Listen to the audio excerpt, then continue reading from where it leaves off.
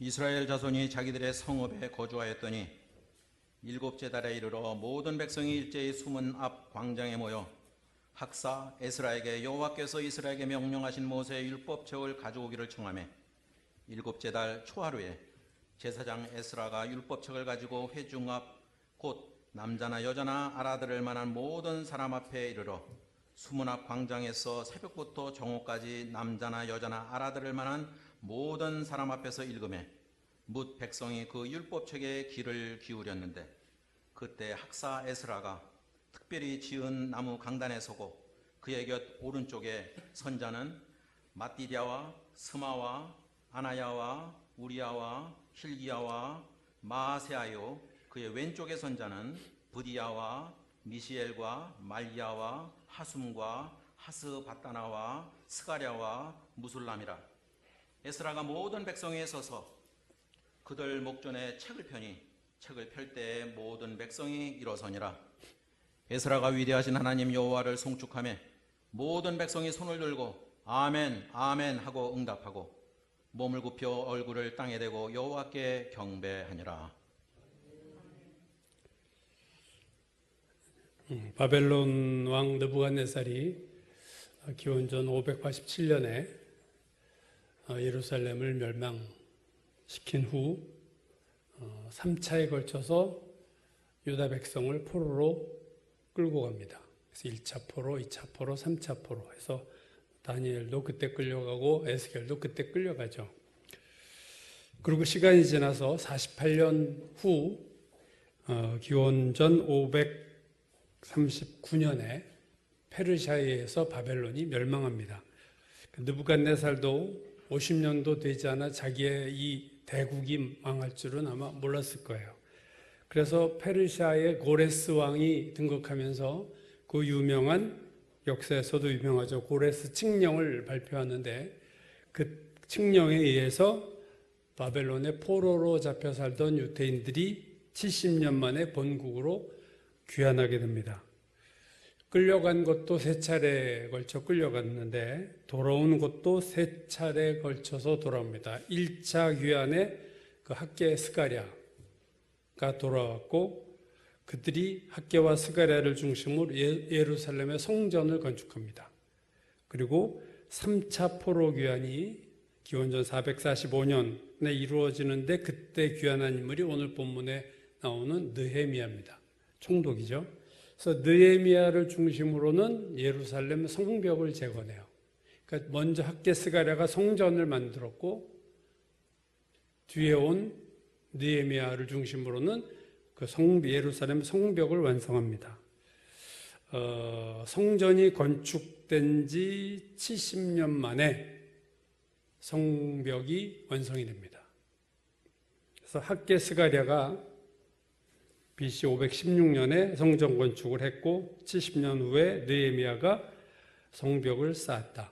오늘 본문의 사건은 이 예루살렘 성벽을 쌓은 직후에 일어난 이스라엘의 부흥입니다. 구약 전체를 보면 신구약 다 통틀어서 보면 여러 가지 부흥의 사건들이 기록되어 있어요. 야곱의 부흥 같은 개인적인 부흥도 있고 국가나 집단의 부흥이 있죠. 오순절 사도행전 오순절 마가다락방은 집단적인 부흥입니다. 120명이 성령을 다 받았다. 이거 집단적인 부흥이고 구약 성경에 일어난 여러 가지 부흥들은 국가적인 부흥이 많았어요. 왕이 주도한 국가적인 부흥들이 많았습니다. 그 구약 성경에 일어난 그 부흥들을 보면요. 그 부흥이 성전과 관계되거나 율법과 관계되거나 또는 유월절과 같은 절기와 관계되어 부흥이 일어났습니다. 성전이나 율법이나 절기와 이 부흥이 다 연관되어 있다. 모세가 시내산에서 성막을 다 지은 후 출애굽기 마지막 장에 보면은 성막을 봉헌할 때 하나님의 영광이 그 성막에 임하는 장면이 나옵니다. 출애굽기 마지막 40장에 나오죠. 그 하나님의 영광이 나타나는데 구름이 성막에 덮이고 하나님의 영광이 성막에 충만할 때 모세조차 성막에 들어갈 수 없었다. 그 영광이 너무 강렬해서 모세조차도 들어가지 못했다고 기록하고 있어요. 솔로몬이 성전 봉헌할 때, 그러니까 성막은 임시적인 성전이라면 이제 솔로몬이 정식 성전을 봉헌하는데, 그때 제사장 노래하는 레위인이 찬양하고 나팔 불고 찬송할 때, 그때도 솔로몬의 성전에 구름이 가득하고 하나님의 영광이 임하는, 성막에 임했던 것과 똑같은 현상이 나타나서 제사장들이 그 구름이 얼마나 강렬했던지 서서 제사를 드리지 못할 정도로 하나님의 영광이 가득했다. 그리고 이제 남유다로 넘어가고, 북이스라엘은 다 비신앙적인 왕들이 해서 아수르한테 망하고, 남유다의 왕들이 이 정통 계보인데, 두 개 유명한 사건이 있습니다. 요시야 왕 때 대부흥이 일어났어요. 그때 부흥하게 된 계기는 성전을 수리하다가 율법책을 발견하는 것이 부흥의 시작이었고, 그 율법책을 제사장이 읽어줄 때 요시야 왕이 자기와 이스라엘이 얼마나 하나님 앞에 큰 죄를 지었는가를 그때 깨닫고 옷을 찢으면서 회개하는 역사가 있고, 모든 이스라엘 백성과 지도자를 모아둔 후에 우상을 다 버리자 해서 그때 우상 파괴, 전국적으로 모든 우상을 없애는 일이 일어났고, 그 다음에 대대적인 유월절을 지키는 것으로 요시야의 부흥이 마무리됩니다. 그 뒤에 히스기야 왕 때도 한번 대부흥이 일어났는데, 그때 역시 성전을 정화하는 것으로 시작됐어요. 그래서 성전을 정화하고 거기서 제사를 회복했고, 또 유월절 절기를 지키는 것으로 히스기야 시대의 부흥이 연결됩니다. 그러니까 성전, 율법, 절기, 이게 부흥과 관련된 아주 중요한 포인트들이죠. 자, 그렇다면 오늘 본문은 느헤미야 시대의 부흥인데, 오늘 본문의 느헤미야의 부흥이 어떻게 일어나는가? 오늘 우리가 보려고 하는 게 이겁니다. 부흥이 어떻게 일어났으며 느헤미야 시대에 그 부흥이 오늘 우리에게 준 의미가 뭐냐? 이게 오늘 여러분과 나눌 중요한 내용이에요. 1절을 보시면, 모든 백성이 일제히 수문 앞 광장에 모여 학사 에스라에게 여호와께서 이스라엘에게 명령하신 모세 율법책을 가져오기를 청하매, 모든 백성이 일제히 율법책을 가져와 달라고 에스라에게 요청했다. 일제히 모였다. 오늘 일제히 모였다는 것을 영어 NIV나 킹제임스 성경 모두 똑같이 as one man, 한 사람처럼, 온 이스라엘이 한 사람처럼 그렇게 말을 했다. 아주 마음이 하나가 된 거예요. 그렇게 해달라. 율법책을 좀 가져와 달라. 그래서 한 마음이 돼서 한 사람처럼 광장에 모이고 율법책을 에스라서의 저자죠. 에스라에게 얘기를 했어요. 그러자 제사장이요 율법학자인 에스라가 백성들 앞에서 율법책을 읽어요. 2절과 3절이죠.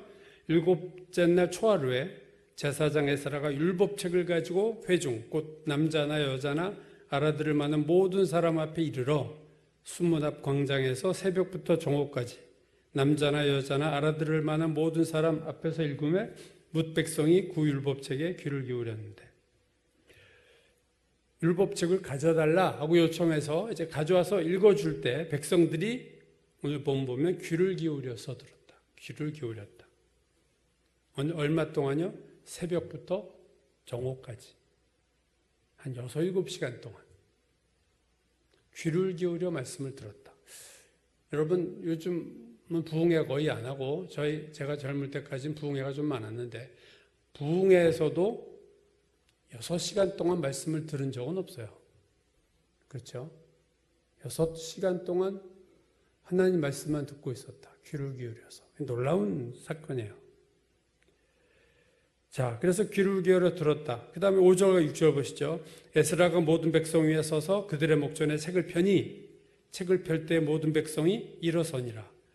에스라가 위대하신 하나님 여호와를 송축하며 모든 백성이 손을 들고 아멘 아멘 하고 응답하고 몸을 굽혀 얼굴을 땅에 대고 여호와께 경배하니라. 자, 율법책을 읽으려고 폈을 때 에스라가 다 일어섰어요. 그리고 하나님을 에스라가 찬양할 때 손을 들었고, 입으로는 거듭거듭 아멘으로 화답을 했고, 몸은 굽혀서 얼굴은 땅에 대고 하나님을 예배했다. 자, 6시간 동안 말씀을 들었는데 새벽부터 정오까지 서서 들었어요. 서서. 6시간을 서서 들었다.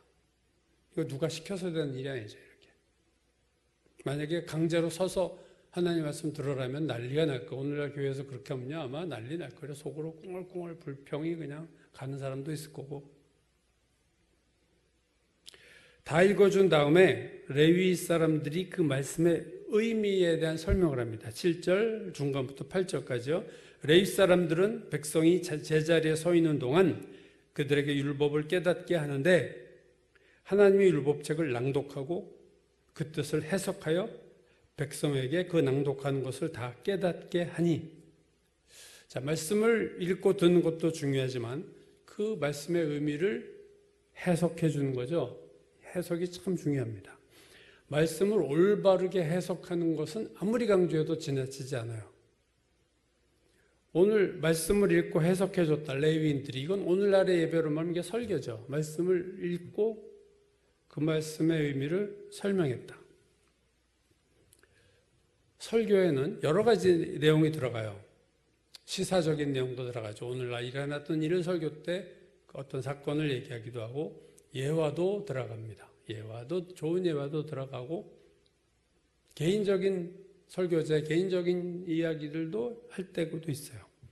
그러나 설교에서 가장 중요한 것은 말씀에 대한 올바른 해석입니다. 설교에서 말씀의 해석이 약화되고 다른 부분이 설교의 대부분을 차지한다면 그 설교에서 진정한 깨달음을 얻기가 사실은 어렵습니다. 말씀의 해석이 별로 없는 설교를 몇 년 동안 장기적으로 듣게 되면 결국 설교를 많이 들었지만 말씀에는 무지한 상태가 계속 남아 있어서 신앙이 자랄 수가 없는 거죠. 또 말씀에 대한 해석을 하는데 설교자가 주관적인 해석을 할 때가 많아요. 객관적인 성경의 해석이 아니고 주관적인 어떤 결론을 본인이 가지고 설교를 할 때는 그 말씀을 자기가 주장하는 것에 이렇게 붙여서 주관적인 해석이나 잘못된 해석을 하면요, 그 말씀을 듣는 교인들은 잘못된 신앙을 갖게 돼요. 해석처럼 중요한 게 없습니다. 어떻게 하나님이 원하시는, 성경이 원래 의도했던 해석을 설교자가 잡아내느냐, 이 싸움이 저는 설교에서 가장 중요하다고 생각합니다.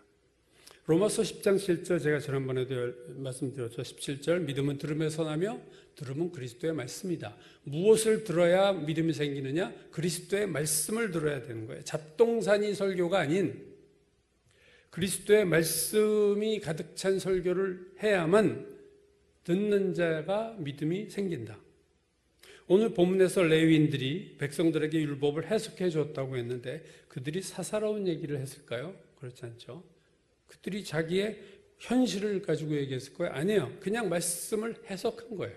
그 의미가 뭐냐? 그래서 율법책을 낭독한 후 레위인들이 그 뜻을 해석했고 그 뜻을 해석할 때 백성들이 율법을 어떻게 됐다고요? 깨닫게 됐다. 깨달음, 제가 지난번에도 말씀드렸죠. 이 깨달음의 중요성. 말씀의 뜻을 올바르고 정확하게 해석해 줄 때 듣는 사람은 진정한 깨달음을 얻게 된다. 그 하나님의 말씀, 율법을 올바로 깨달은 백성들의 반응이 9절에 나오죠. 백성이 율법의 말씀을 듣고 다 우는지라.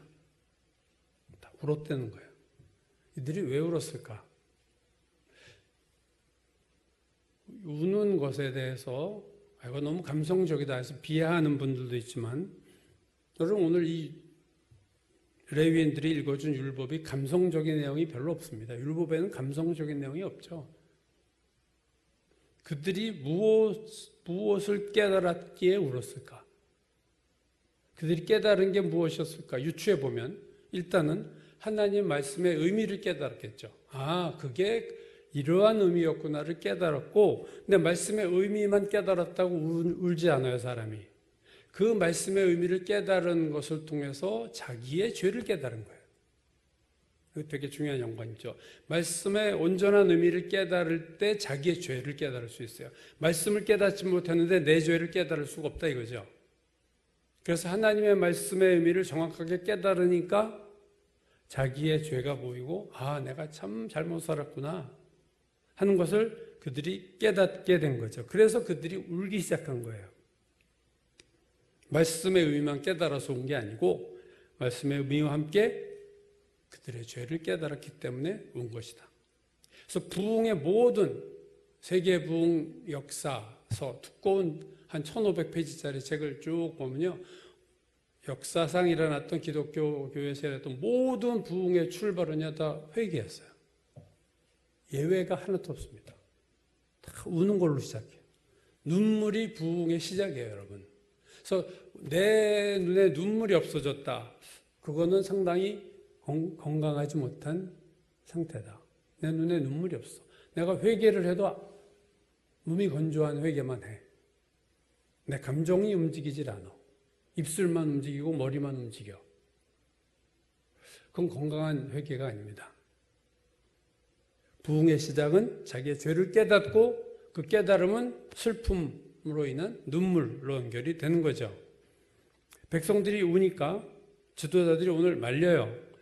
오늘은 축제의 날이니 울지 말고 근심하지 말라. 이 7월 1일이거든요. 이 날이 유대 달력으로 7월 1일이 여러분 유대의 7절기 중에서 나팔절입니다. 이 날이. 그러니까 절기예요. 그러니까 절기는 하나님의 축제 때는 우는 날이 아니에요. 그때는 다 즐거워하는 날이에요. 그러니까 말리죠. 그래서 백성들이 금방 순종해요. 울다가 또 그 눈물을 멈추고 12절 모든 백성이 곧 가서 먹고 마시며 나누어 주고 크게 즐거워하니 이는 그들이 그 읽어 들려준 말을 밝히 알미라. 그런 거였군요. 그리고 또 순종해서 이제 다시 그 눈물을 거두죠. 그리고 그 다음 날 7월 2일에 에스라를 중심으로 지도자들이 다시 모였어요. 13절 보시죠. 그 이튿날 7월 2일에 뭇 백성의 족장들과 제사장들과 레위 사람들이 율법의 말씀을 밝히 알고자 하여 학사 에스라에게로 모여서 그들이 모인 이유는 말씀을 더 분명하고 더 깊게 알려고 모였어요. 그래서 그들이 뭔가 새로운 것을 발견하는데 그것이 뭐냐면 14절 15절이 그들이 발견한 거예요. 율법에 기록된 바를 본즉 여호와께서 모세를 통해 명령하시기를 이스라엘 자손은 일곱째 달 절기에 초막에서 거할지니라 하였고 또 일렀을 때 모든 성읍과 예루살렘에 공포하여 이르기를 너희는 산에 가서 감람나무와 돌감람나무 가지와 화석류나무 가지와 종려나무 가지와 기타 무성한 나뭇가지를 가져다가 기록한 바를 따라서 초막을 지으라 하라 한지라. 자, 7월 15일부터 7월 21일까지가 초막절입니다. 정말 초막에 거하는 텐트 같은, 오늘날 같은 텐트는 아니지만 나뭇 잎사귀로 이렇게 초막을 만들고 거기에 일주일 동안 지내는 거예요. 여러분, 가을, 이스라엘의 7절기 중에서 가을 절기가 있고 봄 절기가 있는데 가을 절기는 3개예요. 7월 1일 나팔절, 7월 10일 날 속죄일, 7월 15일에서 21일 이 초막절입니다. 후반부 3번의 3대 절기죠. 가을 절기. 근데 이제 7월 15일이 이제 가까이 왔으니까 초막절에 그걸 발견하고 그들이 백성들에게 초막절을 지키자 해가지고 그 아래 본문 보시면 그들이 초막을 짓고 백성들이 일주일 동안 초막을 거하면서 하나님 말씀을 낭독하고 8번째 날 이것도 역시 민수기의 말씀을 따라 커다란 성회를 엽니다. 근데 이 초막절 행사, 느헤미야 시대 초막절 행사가 어떠했는지를 8장 17절이 이렇게 말하고 있습니다. 한번 우리 같이 읽어보실까요? 8장 17절 같이 읽습니다. 사로잡혔다가 돌아온 회중이 다 초막을 짓고 그 안에서 거하니 눈의 아들 여호수아 때로부터 그날까지 이스라엘 자손이 이같이 행한 일이 없었더라. 예. 느헤미야 시대에 초막절을 지켜야 되는구나를 지도자들이 발견하고 백성들이 지켰는데 그 초막절 행사가 여호수아 때부터, 그러니까 800에서 900년 전부터 800~900년 동안 이스라엘이 지켰던 초막절 행사 중에서 최고의 초막절을 지켰다. 이건 놀라운 거죠. 여호수아까지 거슬러 올라가도 이런 초막절은 없었다. 다윗이나 솔로몬 시대에도 하지 못한 초막절을 지켰다. 이 포로 돌아온 그 빈약한 백성들이 이 놀라운 초막절을 지켰다는 거죠. 아까 느헤미야 오늘 본문의 부흥 말고 구약 시대 두 가지 부흥 얘기를 제가 했죠. 요시야 시대 왕의 부흥과 히스기야 왕 때 부흥을 얘기했는데요. 그때에도 오늘 본문 못지않은 놀라운 일이 일어납니다. 요시야 시대에는 유월절을 지켰는데요. 열왕기하 23장 22, 23절 제가 있습니다. 사사가 이스라엘을 다스리던 시대부터 이스라엘 여러 왕의 시대와 유다 여러 왕의 시대에 이렇게 유월절을 지킨 일이 없었다. 언제요? 요시야 시대. 요시야 왕 18째 해에 예루살렘에서 여호와 앞에 이 유월절을 지켰다. 그러니까 지금 아까는 여호수아 시대부터 쳤는데 요시야 시대 유월절은 사사 시대부터, 사사가 이스라엘을 다스리던 때부터 이스라엘은 북이스라엘, 남유다 그 여러 왕 중에서 이렇게 FM대로 엄격하게 규정대로 유월절은 지킨 것이 요시야의 유월절 외에는 없었다. 놀라운 부흥이죠. 자, 요시야의 부흥과 쌍벽을 이루는 히스기야 왕 때도 유월절을 지키는데 이때는요, 유월절을 연이어 2주일을 지켜요. 원래 유월절 일주일에 지키는 건데 히스기야 왕 때는요 2주를 지킵니다. 역대하 30장 26절이야. 예루살렘에 큰 기쁨이 있었으니 이스라엘 왕 다윗의 아들 솔로몬 때부터, 이제는 또 솔로몬 때부터 따져요. 솔로몬 때로부터 이러한 기쁨이 예루살렘에 없었다. 그때 제사장과 레위 사람들이 일어나서 백성을 위하여 축복하였으니 그 소리가 하늘에 들리고 그 기도가 여호와의 거룩한 처소 하늘에 이르렀더라. 요시야 때 지킨 유월절은요, 성격이 퍼펙트한 유월절을 지켰어요. 그러니까 율법의 규정을 하나도 어긋나지 않고 제대로 지킨 유월절이었다면 히스기야 왕 때 유월절은요, 큰 기쁨이 넘치는 유월절이었다. 이런 기쁨이 전에도 없었던 기쁨이 이 히스기야 때의 유월절 행사에 있었다. 이게 2주를 연속해서 지켰다. 그러니까 역다 30장 23절 보시면 온 회중이 다시 7일을 지키기로 결의하고 이에 또 7일을 즐겁게 지켰다. 유월절이 이제 막 끝났는데 일주일 더 합시다. 해서 유월절을 연거푸 보름을 거의 가까이 14일 동안 유월절을 지킨 거는 이때밖에 없었다. 히스기야 왕 때밖에 없었다. 이게 대부흥의 시대에 일어난 놀라운 일들이죠. 느헤미야 시대 수막절은 여호수아 때부터 없었던 것이고 요아스 시대 유월절은 사사 시대부터 보지 못했던 제대로 된 유월절이었고 히스기야 시대 유월절은 솔로몬 이후 가장 큰 기쁨이 넘쳤던 유월절이었다. 이 세 시대는 놀라운 시대였어요. 자, 7월 15일에서 21일까지 초막절이 이제 끝났어요. 그리고 며칠이 지나고 7월 24일이 됐어요. 그때 일어난 일은 느헤미야 다음 장 9장 1절이야가 그 7월 24일 날 일어난 일을 얘기하고 있어요. 자, 1절 이하 보시죠. 그 달 29날, 그러니까 7월 24일에 이스라엘 자손이 다 모여 금식하며 굵은 베옷을 입고 티끌을 무릅쓰며 모든 이방 사람들과 절교하고 서서 자기의 죄와 조상들의 허물을 자복하고 이날엔 낮 4분의 1은 제자리에 서서 그들의 하나님 여호와의 율법책을 낭독하고 낮 4분의 1은 죄를 자복하며 그들의 하나님 여호와께 경배하는데. 자, 축제로 인해서 막 울다가 눈물을 멈췄잖아요. 이제 그게 다시 연결되는 거예요. 이제 다시 회개로 들어가죠. 7월 24일 날 이제 축제가 다 끝났어요. 가을 축제가 다 끝났어요. 이제 다시 잊어버릴 수도 있는데 이들이 안 잊어버렸어요.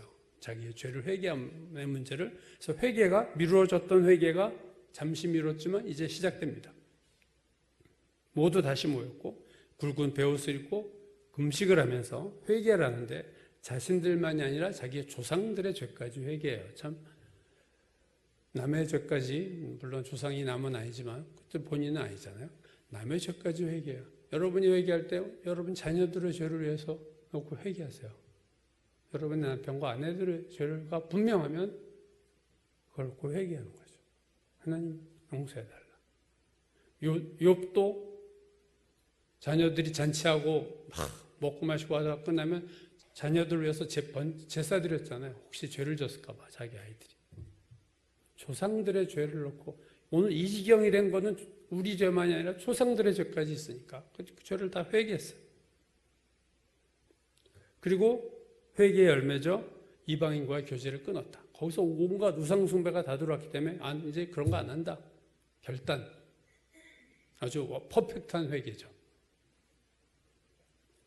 그리고 그날 낮 4분의 1, 그러니까 한 3시간이 되나요? 4분의 1이면 3시간 동안 제자리에 서서 율법책을 낭독하고 또 낮 4분의 1인 3시간 동안 죄에 대한 회개와 하나님을 예배하는 일에 합이 6시간. 놀라운 부흥이에요. 이렇게 하기 어렵습니다. 지금 백성들이 하잖아요. 이거 뭐 위에서 하라고 해서 하는 게 아니라 지금 자기들이 스스로. 구약시대의 거의 모든 부흥은요, 영적 지도자를 중심으로 부흥이 시작됩니다. 모세를 중심으로, 여호수아를 중심으로. 사사시대 보면요, 엉망진창으로 살다가 사사가 나타나면 이스라엘이 회개하고 변해요. 사사들 중심으로 새로운 부흥이 일어났어요. 사무엘이 미스바로 모이라 했을 때 미스바 대부흥이 일어난 거거든요. 그러니까 선지자 사무엘이 미스바로 모여라 라고 명령해서 미스바의 대부흥. 우리가 옛날에 엑스포 할 때 미스바로 모이듯이 우리가 여의도에 모이자, 그때 그 슬로건이 그거였거든요. 그런 회개가 누가 주도했느냐? 리더가 주도한 거예요. 사무엘이 모여라 해서 다 된 겁니다. 다윗과 솔로몬에서의 모든 영적으로 새로워지는 것 전부 다윗과 솔로몬 중심으로. 남유다 왕국에서도 앞에서 보았지만 영적 부흥을 주도한 건 다 왕들이었어요. 요시야 왕, 히스기야 왕. 그들이 이렇게 하자, 우상 없애자 하니까 백성들이 아멘하고 따라한 거죠. 근데 오늘 본문에 나타난 느헤미야 시대의 부흥은 독특합니다. 이 부흥의 출발은요, 느헤미야나 에스라가 율법학자 에스라가 주도한 부흥이 아니고 이스라엘 백성이 주도한 부흥이었다는 것은 단연 독보적인 부흥이에요.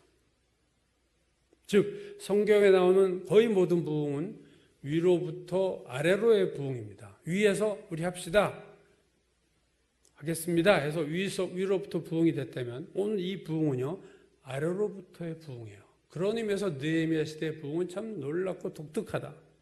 물론 에스라가 율법책 갖다 주십시오 할 때 갖다 줬고, 레위인들이 율법을 해석해 주는 등 중요한 역할을 했지만 이 모임의 시작 자체가 이스라엘이 요청한 거예요. 율법책 갖다 주십시오. 7월 24일 날 절기 다 끝나고 모인 것도 백성이 모인 거예요. 회개하잖아요, 자기들이. 왜 이런 일이 가능했을까? 왜 백성들이 먼저 지도자들에게 율법책을 가져달라, 우리에게 성경을 해석해달라, 이런 요청을 그들이 한 이유가 무엇이었을까? 바벨론의 포로로 끌려간 지 150여 년이 지났습니다. 근데 그 오랜 기간 동안 율법을 말씀을 듣지 못했어요, 이스라엘 백성이. 그래서 그들 마음에는 어떤 열망이 가득 차냐면, 말씀을 바라바라 할 때 안 봤는데 옛날에 예언자들이 말씀을 보고 회개하라, 그때 예언자 무시하고 예언자 감옥에 놓고 예언자 때려 죽이고 했던 이스라엘 백성이 이제 율법이 없어진 지 150년이 되니까 거꾸로 율법을 사모하는 거예요. 하나님 말씀을 듣고 싶은 갈망이 그들 깊은 곳에서부터 이제는 샘솟듯 흘러나오는 거죠. 강렬한 열망이, 말씀에 대한 열망이 있었다. 자, 이제 예루살렘 성전도 지었고 학개스가랴가, 우리가 이제 느헤미야가 와서 이 앞에 성벽 지은 얘기 나오지만 놀랍습니다. 52일 만에 성벽을 완성해요. 하나님의 놀라운 역사로 방해꾼들이 무지 많았는데도 일사천리로 하나님이 52일 만에 성벽 재건을 완성시켰어요. 자, 이제 성전도 지어졌고 성벽도 하져서 이제 안전해. 무슨 누가 우리 공격할 일 이제 없어요. 이제 남은 건 뭐예요? 하나님 앞에 올인하는 거예요. 말씀을 듣고 싶은 거예요. 이스라엘 백성이 얼마나 적극적이었느냐를 한번 정리해보죠. 화면을 한번 보여주시죠. 그 나타난 이스라엘 백성의 마음을 여러분 읽어보세요. 모든 백성이 일제히 모여 모세 율법책 가져오기를 청하네. 또 새벽부터 정오까지 읽음에 에스라가 읽어주니까 모든 백성이 그 율법책에 귀를 기울였다. 5절 책을 펼 때에 모든 백성이 일어서니라. 6절 모든 백성이 손을 들고 아멘 아멘 하고 응답하고 몸을 굽혀 얼굴을 땅에 대고 여호와께 경배하니라. 이들의 바디랭귀지를 보세요. 일어났고 손 들고 입으로 아멘 아멘 하고 몸을 굽히고 얼굴을 땅에 대요. 이 몸을 속일 수 없어요. 그죠? 말보다 중요한 게 몸인데 그들의 몸이 얼마나 이 하나님의 말씀에 대한 이 반응이 놀라운 반응을 보이고 있는가. 사모함이 얼마나 대단한가 하는 거죠. 그들은 간절하게 가져와 달라. 그 6-7시간 동안을 들을 만큼 그 열정이, 말씀을 듣는 열정이 놀라워요. 여러분 성경을 6시간 동안 읽어보신 적 있나요? 여태 신앙생활 하시면서. 한나절 성경만 읽고 하루 종일 성경 읽은 적이 있나요? 이스라엘 백성은요, 한마디로 그 심령이 부흥을 맞이할 준비가 되어 있었어요. 여러분 영화나 드라마 촬영할 때 카메라 동작하고 연기 시작할 때 그 알리는 거가 ready, go 이렇게 들어가요. 그죠?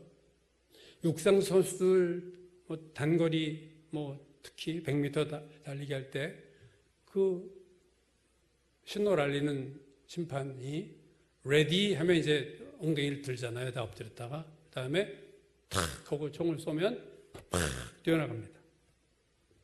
여러분 ready 하면은 육상 선수들이 다 엉덩이를 들고 이제 완전 몸이 앞으로 쏠려서 막 뛰려고 하는 그게 준비된 상태예요.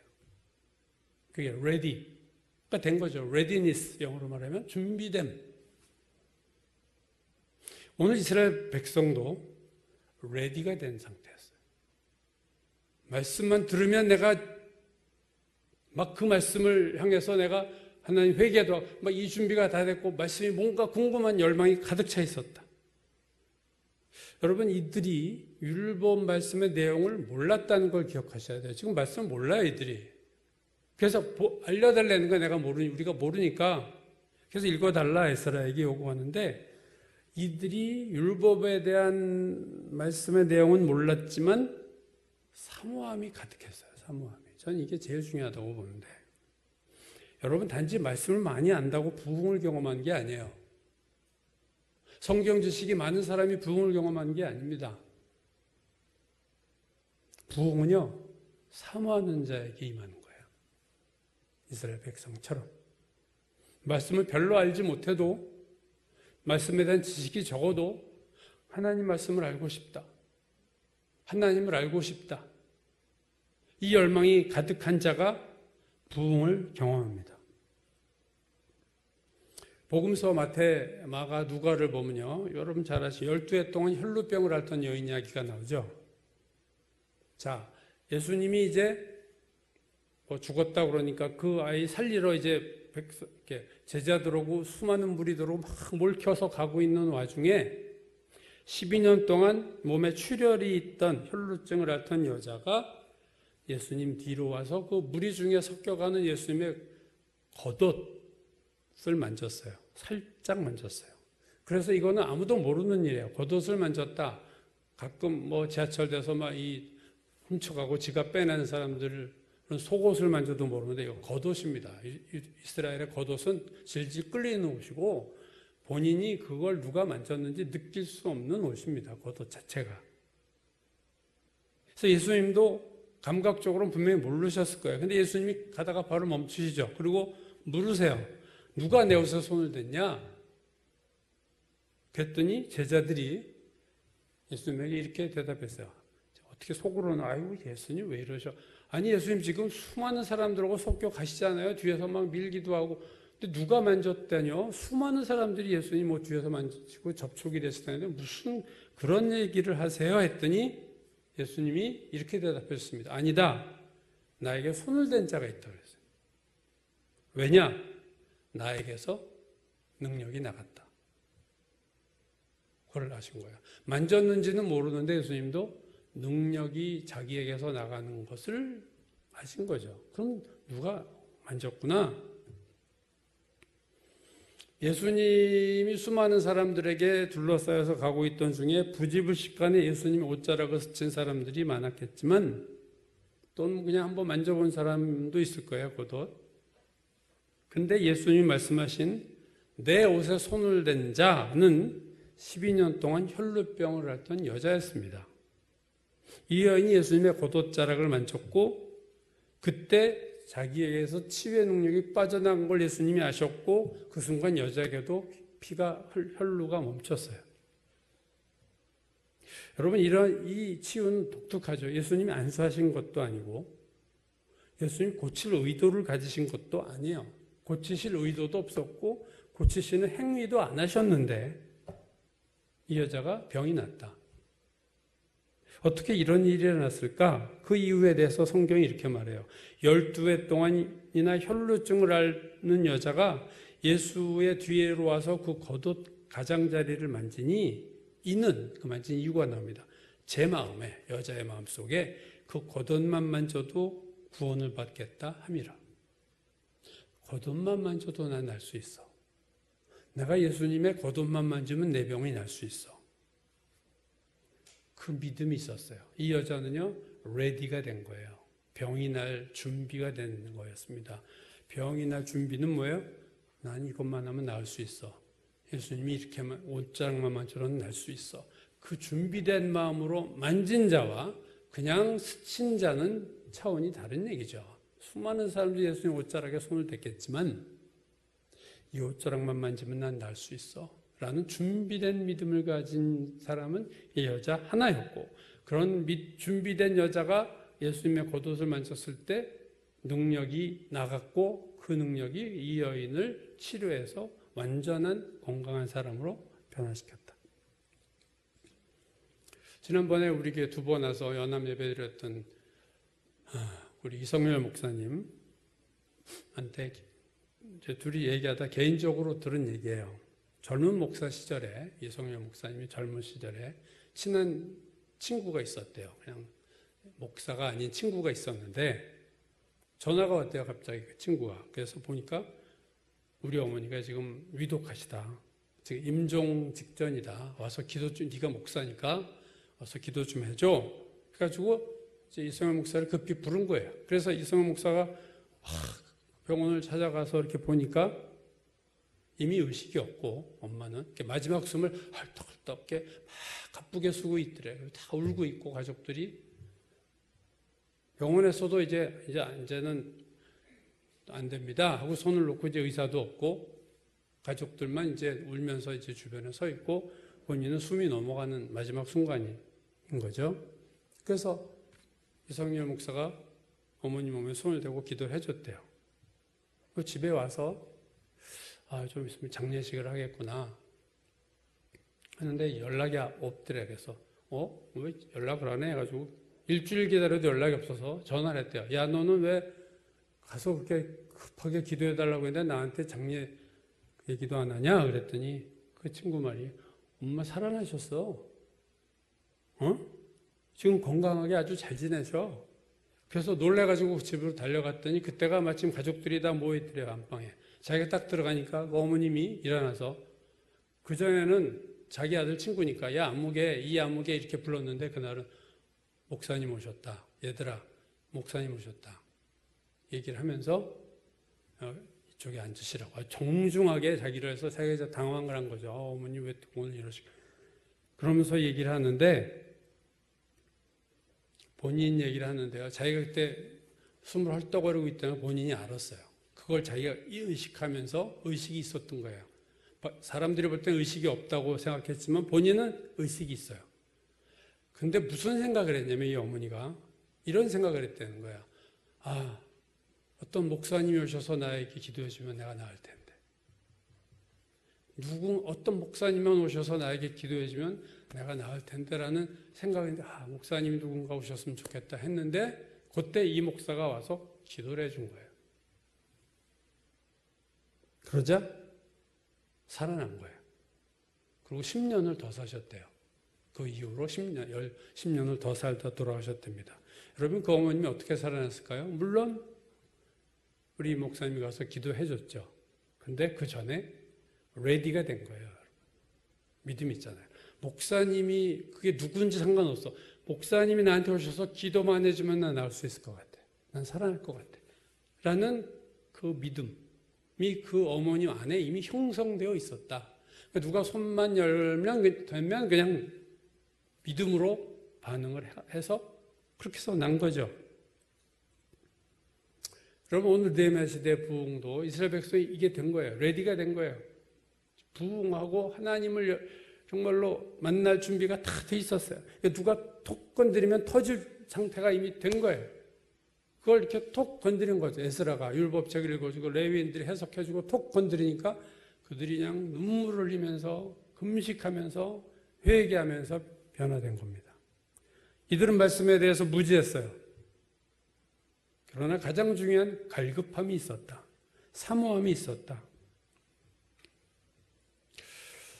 저는 한국교회가 정말 하나님이 주시는 부흥을 경험해야만 소망이 있다고 저는 생각합니다. 인간적으로 이 상태로 가면요, 한국교회는 계속 줄어들 거고 축소될 거예요. 하나님 뭔가 터닝 포인트를 주셔서 한국교회가 전체가 부흥을 해야 된다고 저는 생각해요. 그래서 우리가 한국교회 부흥을 위해서 기도합니다. 그러나 한국교회 전체가 부흥하지 않아도 어떤 한 교회가 부흥할 수는 있어요. 그렇죠? 준비된 교회가 부흥할 수 있어요. 한 교회가 부흥하지 못해도 어떤 그 교회에 속한 한 가정이 부흥을 할 수 있어요, 여러분. 한 가정이 부흥하지 못해도 그 중에 한 사람, 한 개인이 부흥을 경험할 수 있어요. 준비된 사람이 있어야 된다는 거예요. 비가 오는데 그릇이 엎어져 있으면 빗물이 안 당기고 하늘을 향해서 열린 그릇에만 빗물이 당기는 것처럼 하나님이 성령을 부으셔도 그릇의 준비가 돼서 하나님께 열린 그릇만이 그 부흥을 담아낼 수 있다는 거죠. 그릇이 엎어져 있다거나 그릇에 마개가 닫혀 있다든가 그런 그릇은 아무리 비가 내려도 빗물 하나 못 담습니다. 한국교회가 이렇게 해서 내가 부흥을 경험하지 못한다. 그게 아니고 내가 속한 교회가 문제가 많아서 목사님의 설교가 별로여서 내가 부흥을 경험하지 못한다. 그런 거 아니에요. 내가 말씀을 몰라서 나는 부흥과 상관없어. 이렇게 생각해도 안 되는 거예요. 오늘 이들은 율법을 몰랐어요. 근데 부흥을 경험하잖아요. 왜요? 사모함이 있으니까. 갈급함이 있으니까. 가장 중요한 것은 신앙에서 갈급함입니다, 여러분. 하나님 좀 만나고 싶어. 이런 생각을 별로 안 하는 것 같아요, 보통. 그냥 어떻게 하면 돈 더 벌까? 여기에 갈급함이 있는데 정말 나는 살면서 남은 삶 동안 하나님을 좀 제대로 만나고 싶어. 하나님 저 좀 만나주세요. 라는 갈급함이 없기 때문에 내가 부흥이 경험을 못하고 내 신앙이 업그레이드 되지 못하는 겁니다. 문제가 하나님에게 있는 것도 아니고 주변에 있는 것도 아니고 나에게 있는 거예요. 부흥의 징조, 오늘 설교 제목이죠. 부흥의 징조는 성경 지식이 아닙니다. 부흥의 징조는 기도 생활을 한다는 것도 아닙니다. 가장 중요한 것은 사모함이 있어야 돼요. 말씀을 많이 하는 것보다 더 중요한 게 말씀에 대한 사모함입니다. 오늘 느헤미야 시대 이스라엘 백성은 율법을 본 적도 없고 들은 적도 없는 상태였지만 율법책을 가져와 주십시오. 그냥 자세가 귀를 기울이고 일어섰다 앉았다 엎드렸다 난리가 났어요. 그 말씀에 대한 이 격렬한 반응. 몇 주 전에 우리 저쪽 목사님께서 반응이라는 제목으로 설교하셨죠, 여러분. 그래서 돌 항아리에 물이 얼굴이 발그스레졌다. 바이론 시, 영국의 바이론의 시를 인용하면서 여러분, 반응입니다. 우리가 어떤 반응을 하나님 앞에 하느냐를 하나님이 아세요. 반응이 된 자에게 은혜를 주시고 반응이 준비가 레디가 된 자에게 부흥을 경험하게 하십니다. 예수 오래 믿지 않아도 부흥 경험할 수 있고요. 오히려 때 묻지 않은 초신자가 더 큰 부흥을 경험할 수 있어요. 시편 130편 기자가 이렇게 고백하죠. 나 곧 내 영혼은 여호와를 기다리며 나는 주의 말씀을 바라는도다. 파수꾼이 아침을 기다림보다 내 영혼이 주를 더 기다린다. 이런 말 할 수 있어요? 파수꾼이 아침을 기다리는 간절함, 근데서 보초 쓴 사람은 다 알아요. 빨리 이 근무가 끝났으면, 빨리 교대가 됐으면, 밤에. 근데 그들보다 내가 주님을 더 기다린다. 참으로 파수꾼이 아침을 기다림보다 더하도다. 이 시대의 부흥이 급격히 줄어들었지만 부흥이 없는 거가 아니에요. 우리는 이 시대에도 부흥은 부분적으로, 지역적으로, 개인적으로 분명히 일어나고 있습니다. 여러분은 부흥을 준비할 준비가 되어 있는가? 나에게 부흥의 징조가 있는가? 돌아보고 나에게 간절함을 다시 회복해야 됩니다. 첫사랑을 너희가 버렸다. 예수께서 계시록 에베소 교회에게 하신 말씀. 다 좋은데 네가 첫사랑을 버렸다. 그 어떤 마음? 사모하는 마음? 여러분 부흥을 사모하시고 하나님에 대한 간절함, 만나고 싶은 간절함, 말씀에 대한 간절함, 기도에 대한 사모함, 그게 있으면 그게 부흥의 촉매자가 되는 겁니다. 그것이 없으면 내가 아무리 말씀을 많이 알고 예수를 오래 믿었고 아무리 신앙 경력이 많고 직분이 어때도 부흥이 나에게 임할 수가 없는 거죠. 그래서 여러분 부흥에 준비된 내 안에 부흥의 징조가 나타나는 그런 여러분과 제가 되기를 주님의 이름으로 축원합니다.